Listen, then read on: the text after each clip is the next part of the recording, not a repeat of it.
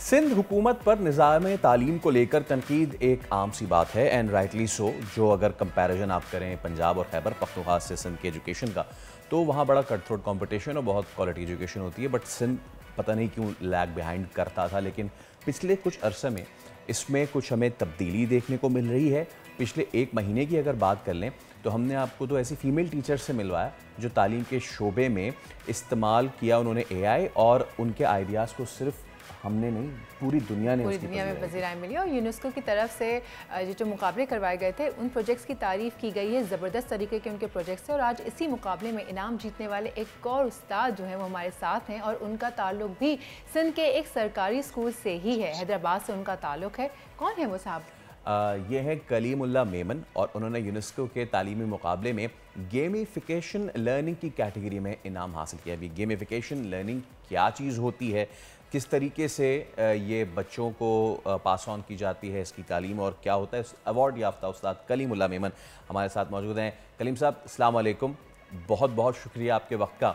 और ज़रा हमें शुरू में ही ये बताइएगा कि ये गेमिफिकेशन लर्निंग क्या होती है, किस तरीके से एआई का आपने इस्तेमाल किया, और what is it all about, ज़रा बताइए हमें। सबसे पहले तो बोल न्यूज़ वाला का शुक्रगुजार हूँ जिन्होंने हमारी अप्रिसिएशन के लिए हमें प्रोग्राम में इनवाइट किया। गेमिफिकेशन के हवाले से अगर बात की जाए तो शुरू से ही मैं कोशिश करता था क्लास के अंदर डिफरेंट तरीकों से जो है बच्चों को पढ़ाया जाए, जहाँ से बच्चों का इंटरेस्ट लेवल जो है वो डेवलप पढ़ाई की। उसमें आप डिफरेंट तरीके कर सकते हैं। गेम, आप छोटा सा एक सर्किट डिज़ाइन करके आप उसमें गेम प्ले करवा सकते हैं। एक साइड पे करेक्ट आंसर्स रख लिए, एक साइड पे रॉन्ग रख दिए, उनको रीअरेंज करके मैच करके, या मैच का कॉलम इस तरीके से ताकि, और उसमें थोड़ी सी लाइटिंग वगैरह ऐड कर दी सर्किट में। एक करेक्ट आंसर पे आपकी ग्रीन लाइट हो जाएगी, रॉन्ग पे रेड हो जाएगी। थोड़ा सा बच्चों में इंटरेस्ट डेवलप हो जाता है। उसके अलावा लर्निंग बाय डूइंग है। आप जो है कुछ एक्टिविटीज करवा के आप लोगों को बता सकते हैं। मिसाल के तौर पे अगर आप वोकैबुलरी की कोई गेम है, किसी भी सॉफ्टवेयर पे जाके, बहुत सारी वेबसाइट्स हैं मौजूद ऑनलाइन, वहाँ पे जाके आप बच्चों को जो है वोकैबुलरी की कोई गेम खिला सकते हैं। अदरवाइज क्लास के अंदर भी पुराने दौर के अंदर जैसे हमें आता था क्लास के अंदर वोकैबुलरी गेम खिलाते थे, उस तरीके से हम खेल सकते हैं। और मैंने तरजीह जो दी थी वो ज़्यादातर मेरा फोकस था बच्चों के रोल प्ले पे, यानी कि बच्चे जो है वो खुद एक्ट करें, वो खुद आए, खुद बात करें, ज़्यादातर इन्वॉल्वमेंट उनकी हो। तो मैंने गेमिफिकेशन जो गेमिफाइंग द क्लासरूम जो सिलेक्ट किया था, उसमें सारा टारगेट मेरा बाय रोल प्ले था। हमने एक रोल प्ले बनाया था, how to protect our public places. सारी ये एक थीम था हमारा, इम्पोर्टेंस ऑफ क्लीननेस।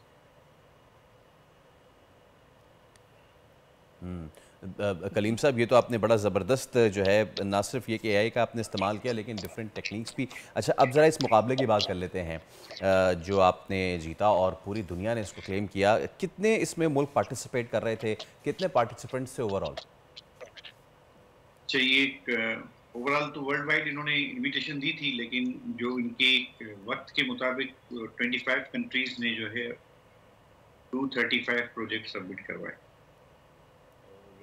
ओके, ज़बरदस्त। अच्छा, 235। कलीम साहब, अब आजकल के बच्चे जो हैं और मिडिल क्लास घराने जो हैं, उनके बच्चे ख़ास तौर पे, वो जो है उनका जो फोकस है वो उसको होल्ड करना बड़ा मुश्किल हो जाता है, बिकॉज इतना ज़्यादा इस्तेमाल होता है जब मोबाइल का, the students are glued to the screen and not only for the educational purpose. तो मैं जानना चाहूँगा कि एआई का इस्तेमाल करते हुए और ये गेमिफिकेशन के प्रोसेस को इस्तेमाल करते हुए किस तरीके से आपने जो स्टूडेंट्स का फोकस है वो not just on the screen but on the educational side of the technology को उसकी तरफ आपने मबजूल कराया? देखिए, ये डिपेंड करता है आपके इस्तेमाल पे और आपकी मोटिवेशंस पे। आप किस तरीके से बच्चों को मोटिवेट करते हैं और किस तरीके से सिर्फ उसी इस्तेमाल पे लाते हैं। हमारे पास बहुत सारी चीज़ें हैं टेक्नोलॉजी के हवाले से। गूगल से हम बहुत सारी हेल्प ले सकते हैं, और अभी तो बहुत सारे हमारे पास छोटे छोटे सॉफ्टवेयर आ गए हैं, इस तरीके की गेम्स आ गई हैं जिनसे हम हेल्प ले सकते हैं। अब इसका ये है कि पॉजिटिव इस्तेमाल और नेगेटिव इस्तेमाल, क्योंकि अगर हम बच्चों को एक जगह पे देखते हैं कि टेक्नोलॉजी जहाँ फ़ायदा दे रही है वहाँ पे हमें नुकसान भी दे रही है, तो वो डिपेंड करता है इस्तेमाल करने पे। अब मिसाल के तौर पे अगर हमारे पास घर में बल्ब लगा हुआ है तो उसका काम है रोशनी देना। अगर हम उसको रोशनी के पर्पज़ के लिए इस्तेमाल कर रहे हैं तो वो हमें फ़ायदा देगा। लेकिन अगर हम उसे किसी और पर्पज़ के लिए लेके जाएँगे तो हो सकता है हमें नुकसान भी दे।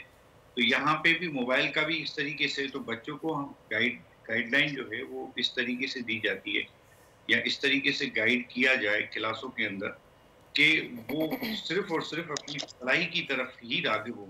उनके अंदर ऐसा शौक पैदा किया जाए ताकि यूट्यूब न कि हम जो है वो दूसरे पर्पज़ के लिए इस्तेमाल करें बल्कि हम एजुकेशनल पर्पज़ के लिए इस्तेमाल करें। अगर हम बैठते हैं तो हम सर्च करें उसमें मुख्तलिफ डिफरेंट प्रोजेक्ट्स, दुनिया में क्या हो रहा है, हमें पता लगे कि दुनिया के ममालिक के अंदर जो है बच्चे जो हैं क्या-क्या कर रहे हैं, किस तरीके से कर रहे हैं, ताकि हम भी वो करने की कोशिश करें। ये सारा डिपेंड करता है आपको मोटिवेशन, और उसके लिए बड़ी मेहनत करनी पड़ती है, रोज़ाना एक पिन लगानी पड़ती है, आखिर ब्लड निकलेगा। जी बिल्कुल। करीमुल्लाह साहब, आगे फ्यूचर में इसको मज़ीद इन्हांस करके और किस तरह से लेकर आया जा सकता है, मज़ीद किस तरह से इसको बच्चों के साथ आपने कहा ना भी मोटिवेशन का बाइस बन सकता है, तो आप इसको और क्या करके इन्हांस करेंगे कि मज़ीद बच्चे इसमें मोटिवेट हों और आएँ? फ्यूचर प्लान कोशिश कर सकते हैं और डिफरेंट टेक्निक्स लेके आ सकते हैं। डिफरेंट, आप देखें हमारे पास इतनी फैसिलिटीज़ तो नहीं होती इन एरियाज़ के अंदर, लेकिन हमें कोशिश करना पड़ेगा डिफरेंट टेक्निक्स इस्तेमाल करके कि बच्चों को गेमिफिकेशन की तरफ हम लेके आएँ। अब उसके लिए डिफरेंट तरीके का मैं एक लास्ट क्लास के अंदर एक एक्टिविटी करवा रहा था बच्चों को, और उसमें सिंगुलर और प्लूरल पे एक्टिविटी थी। तो मैंने छोटे से कार्ड्स बनाए थे जिसमें एस और ईएस ऐड करना था, और एक बच्चा जो है वो उसको एक ऐसा कार्ड दे दिया था जो कि खुद वर्ड था और उसका प्लूरल या सिंगुलर के हवाले से बात करनी थी, तो सिंगुलर वर्ड एक के हाथ में दे दिया था, प्लूरल के लिए ईएस और एस दे दिया था। अब बच्चों को जो है वो कह रहा था कि भाई आप वर्ड देखें और जो एस वाला है वो खुद जाके उसके साथ लगे, जो ईएस वाला है वो जाके खुद जाके लगे। अगर आपका आंसर करेक्ट होगा तो सब क्लैपिंग करेंगे आपके लिए।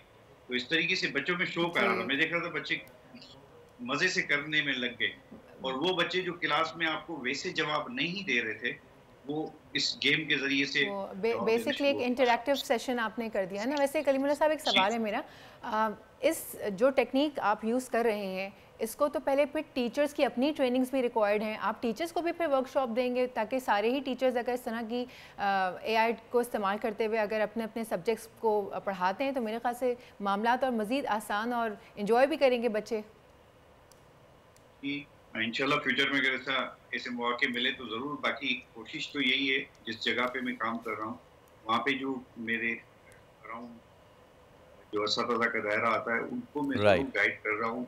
मुझे पता है जितना मुझे पता है, teacher is the chief learner. Absolutely, और ये आपने बड़ा ज़बरदस्त अचीवमेंट की है। अब आई होप कि इसको मज़ीद बेहतरी के लिए इस्तेमाल किया जाए। बहुत शुक्रिया। सब्सक्राइब करें और बेल दबाएं ताकि कोई खबर रह न जाए।